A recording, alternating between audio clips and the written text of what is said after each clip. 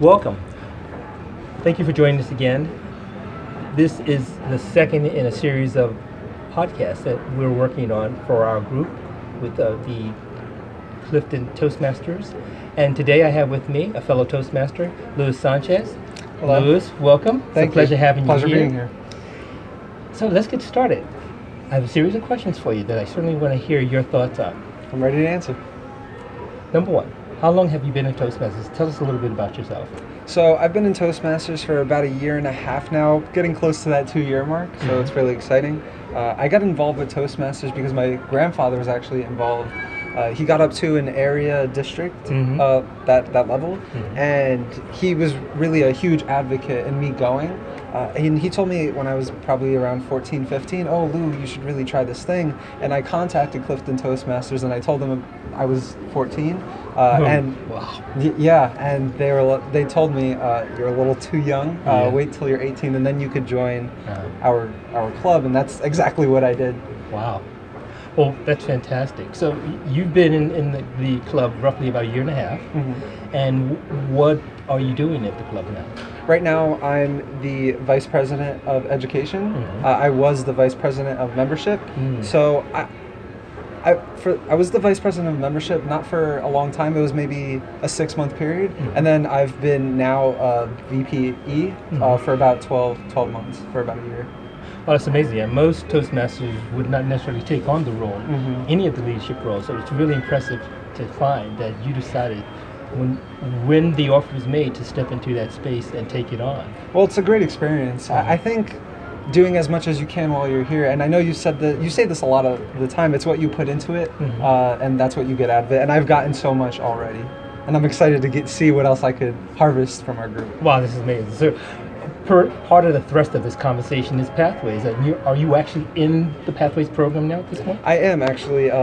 As VPE, I wanted to be involved in Pathways and fully understand how it worked so I could help guide others. So I took it upon myself to leave the general system, the old system, to hop right into Pathways. So before you stepped into Pathways, you were in the regular Toastmaster process, educational path. How far had you progressed? I was on my 4th speech. You were on your 4th speech. Okay. So I was nearly halfway through. Oh, fantastic. So this kind of makes a logical branching point because Pathways did roll out as of May of this year, 2018, and you had only gotten almost halfway through the CC manual. So joining Pathways right away was a good launch point for you. Absolutely. Okay. Now that you're in the Pathways program, tell me a little bit about what happened when you first tried to get onto Pathways. So when I first started, the system was it wasn't user-friendly, I would say. You could see things, but what you would think it is, it isn't. So there's on that main page of Pathways, you have 3 sections. You have to go through all that in order to understand what it fully is. And that was my first experience, but once I got through that, I was perfectly fine. So when you initially logged on to the Toastmasters International homepage, the main site, were you able to find Pathways easily from that navigational? Absolutely, on the toolbar. Right, so then when you drill down into the Pathways section, the base camp, so to speak. Yes. It was that's where I got confused. Things got confusing. And I think I've seen that with other members as well, where they'll get to Pathways, to that main screen, but they don't know where to go from there because there's so many different things. And what they're looking for most of the time is they just want to see what the next speech is, what that next point is. You have to find it. So then when you finally found it, it was at that point that you have the option to look at the assessment test, or Yes. what happened? So how did you get to the assessment? So I knew automatically that I had to take the assessment. So I took the assessment right away. I had no problem with it. Found out my top 3. Eventually came into Visionary Communications, which is the one I'm currently in now, in level 1. Oh, okay. Okay.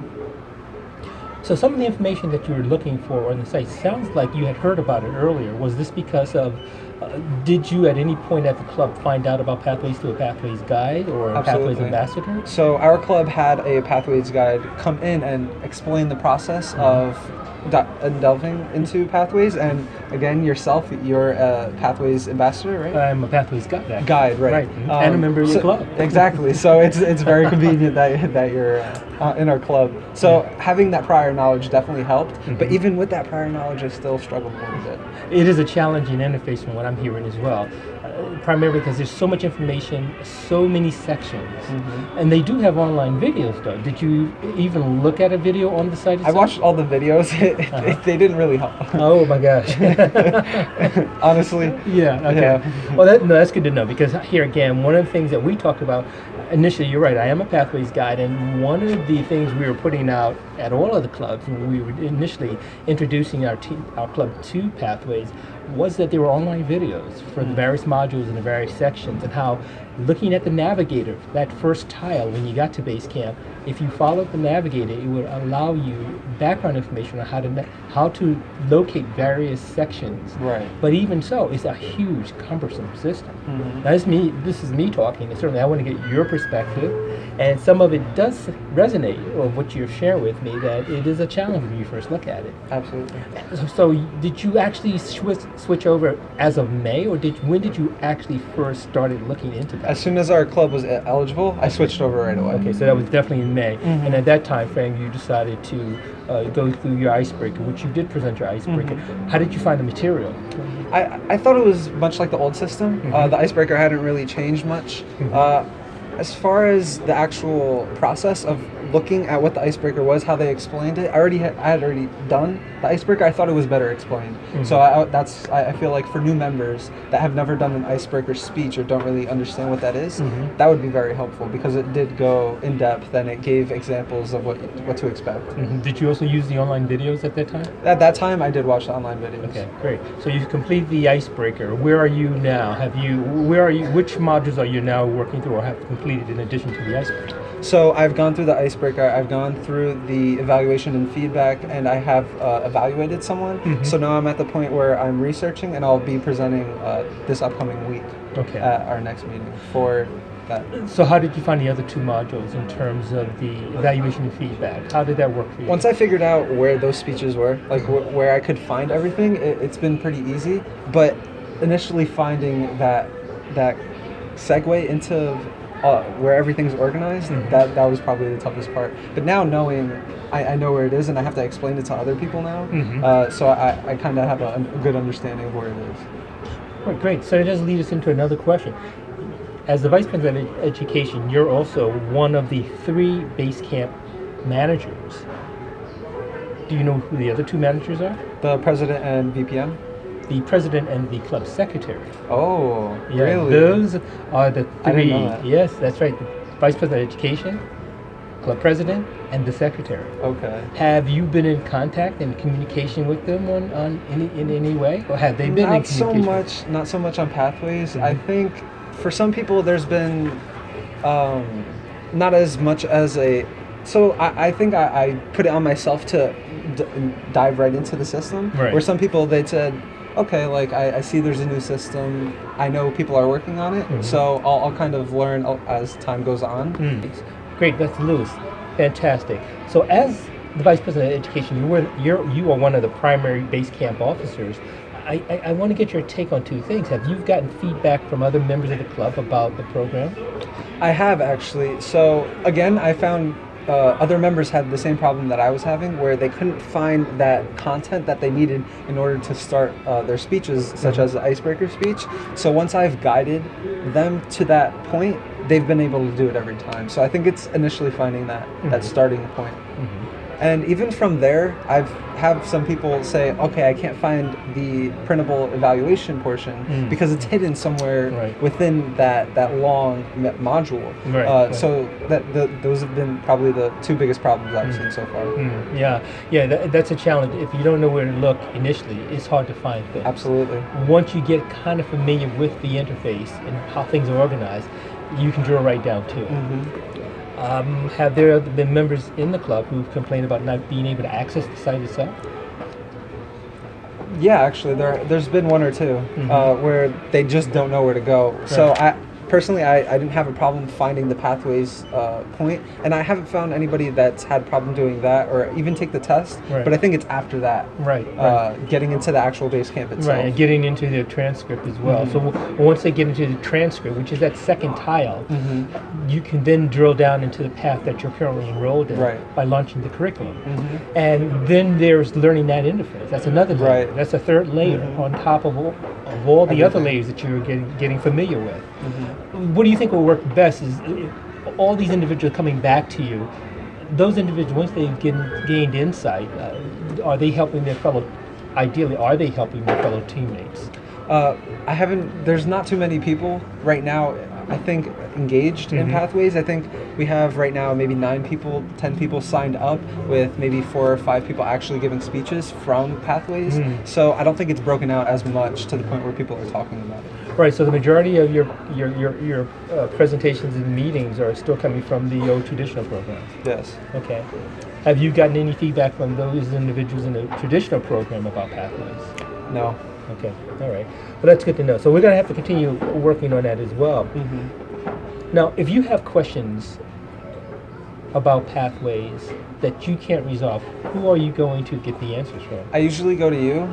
I actually had a problem maybe 2 weeks ago. We just went through our cycle change where we have to pay, and I was not, I guess, I paid right away, but I guess there was a time lapse. So I wasn't able to log into Basecamp, and somebody needed an evaluation form printed because they couldn't find it. So I was kind of in a predicament where I couldn't print out something for someone because I didn't have access to the entire Basecamp. So I had to find the evaluation form online. Right, and that's when you mentioned to me about another site that had all the evaluation. Right, from District 4. Right, District 4. Yeah, and that's another good thing to keep in mind is if you can't, for whatever reason, access Toastmasters website, that there are other sites scattered out the internet where you can find some of these forms. Right. You may not be able to find the modules. That's a separate story. But you can certainly find the evaluations. Absolutely. All right, so you did, okay, great. Thank you. I appreciate that bit of information. Here's another question that is related to Toastmasters, but that also spans outside of the domain of Toastmasters. Have you found that the program works for you? I think, yeah, actually I do. With the old system, I felt that it wasn't so much force upon you to start evaluating others. With this pathway system, it's kind of, you have to do it right away. After your third speech in your program, you have to start evaluating other people, which is a very crucial part of Toastmasters. It's how we all grow. And it's something that I hadn't done beforehand, even doing 4 speeches. So I'm really thankful for that. Yeah, I think the evaluation function is critical because it's also a leadership role. And learning how to give positive, constructive comments and feedback is another asset of what leaders are for. And a lot of people tend to shy away from that. As you can see in our club meetings, we always have, it seems, the same evaluators over and over. And that's sort of a disservice. It means that member ends up fulfilling that role. And if they're very effective at it, that's great. But if the other club members don't step into that space, we're not developing better evaluators, and better evaluators tend to become better speakers. And it is good to see that with the new Pathways program, as I've seen it, there is an intertwine of the leadership component with the communication component right away from the start. And I think that's what we're seeing with levels 1 and levels 2, is this going back to the basics that Ralph Smedley mentioned, put into place some 90 years ago. He didn't see a variation between the leadership and the communication. To him and to society at that time, they were one and the same. And it's good to see that's what's happening with the program now, I think. This is how I see it. So it's going back to the basics and making sure everyone find out, become aware, and actually practice stepping into that space. All right, great, thanks. So now let's see what else here. Obviously, I'm going to edit all of this out. Right. I just want to make sure we touched all other places here. Is there anything that you can think of that I haven't asked you about? Yep. How long you've been in? What your leadership roles are? You have been enrolled. You've done through that, and you selected. But did I ask why you? I don't think why. Okay. I mentioned it, but not why. Okay, great. So I'm going to go back and ask that question again. Mm-hmm. All right, so I'm going to circle back here, Luis. There was one thing you mentioned that when you did the assessment, and after answering some 24 to 26 questions, the assessment tool came up with 3 of the paths it recommended for you. Was visionary communication in those top 3 paths? It was in the top 3. I don't remember what the other 2 are, honestly. Mm-hmm. I'm sure if I go back, I'll be able to see. But it kind of spoke out to me. When you read the descriptions of every one, I figured, okay, this is the type of skills that we'll be harnessing or focusing on throughout these speeches. So I want to be an entrepreneur, and I thought visionary communications would best develop. Having those skills developed would help me in the future. So I wanted to work on those skills first. Mm-hmm. Okay, that makes a lot of sense. The visionary communication is also one of the paths that I also elected because it did call me out as well. Looking at the descriptions of the 10 paths, there are subtle differences in them. And one of the things I've shared with you, because I'm also working through the same path as you, is that what I found with levels 1 and level 2 is that it is going back to the basics. It is requiring you to revisit tasks that you might think you're proficient at or competent at, and it's approaching from a different direction. Mm-hmm. So this is a chance to refresh some of the skills that here again, I've been in Toastmasters some 4.5 years, going through the old program. I love the old program. I think had it not been for the fact that I was also a Pathways guide, I probably would have held off on enrolling in any of the paths. Right. But now that I'm in there, these are some of the things that I will be reflecting upon later on. And it's an interesting journey. And I can't wait to see when you move through levels 1 and level 2, when you get into the meat of this, to see how your projects are going to shape out. So this is great. I mean, being in the visionary part. Okay, great. Luis, this is good. This is really good. I appreciate it. So I'm going to, at this point, what time is it? Oh my God, 7 o'clock.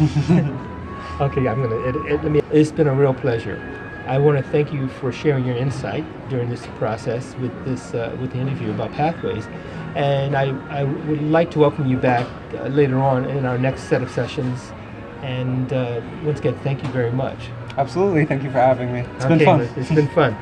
All right, fellow Toastmasters, please come back. I look forward to hearing your comments and your thoughts about what was shared today. And if there's any suggestions, please feel free to reach out to us. Thank you. Okay, this is good.